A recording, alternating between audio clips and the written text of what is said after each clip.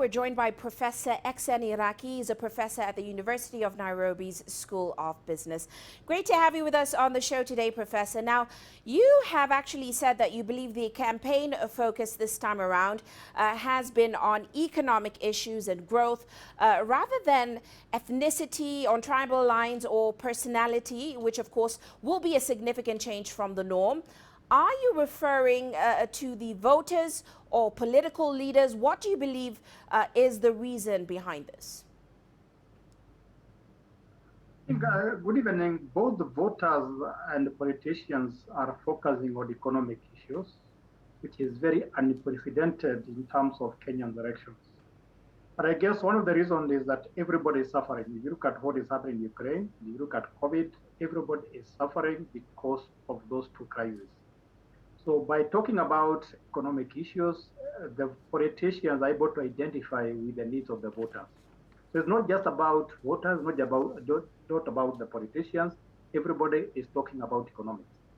The other reason why that is very good is you're able to hide other problems that are facing this country: ethnicity, tribalism, corruption. You can cover them by talking about economic issues. So it's a very ingenious and a very clever ploy by politicians to make sure that certain issues are discussed and others are left out. Mm. Well, even then, the key issues for most voters in Kenya are the growing cost of living, corruption still, unemployment, and of course, Kenya's growing debt burden is one of them. The two front runners, they seem to be promising a bag of subsidies and social programs going forward.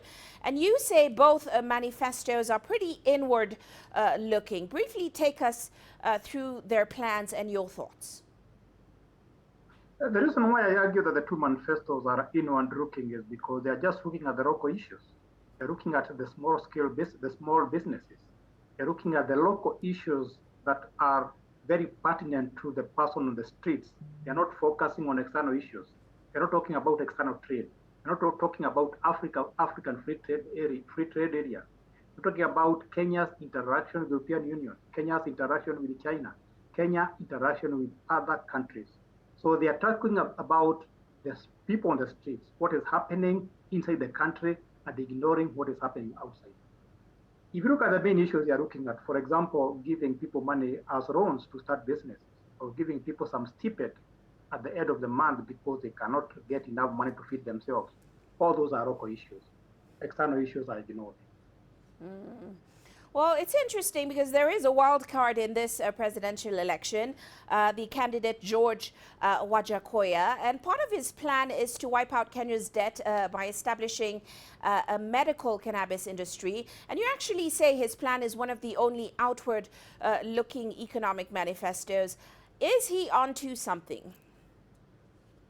Yes, that's what makes his manifesto very unique, because when others are talking about internal issues, when Jakoya is talking about external issues, exporting to China, exporting to other countries, that makes him very outward looking, and that makes his campaign very unique. It's a bit outlandish, it's a bit entertaining, but I think he has a few points, because if the economy of Kenya has to develop, you must focus beyond the borders. You must look at the East African region. Must look at our markets: China, US, South Africa, and anybody who can buy our goods and our services. Is he onto something, or is he a viable candidate? He is not a viable candidate. I think he's just providing us with harmless entertainment. I don't think he'll get even 100,000 votes. If he gets that, you have done very well. He's just an entertainer, in my opinion. Well, very quickly, let's get on to voter registration, because as we mentioned earlier, it's still quite low, especially amongst young people in the country. Many seem to be discouraged by past administration's failures when it comes to issues like corruption, unemployment, poverty. What do you expect will be the turnout this time around, and how could it influence the outcome of this election? If you look at the voting that we are going to get into next week, I think the biggest determinant is going to be the voter turnout. If you look at the past two elections, the voter turnout has hit in some constituencies 96%, some almost 100%. But because there are no big issues in this election, I don't think the voter turnout will be very high. I expect to be maybe in low 80s or maybe high 70s. And that is what is going to determine the winner in this poll. Whoever is going to make voters come out and vote is likely to be the person to win, probably more than anything else. The biggest problem is that the young people never registered, so they may not be a significant factor as far as voting is concerned, which means that a lot of people are going to vote very conservative because it is old and elderly voters who will be voting, not the young people as we expected.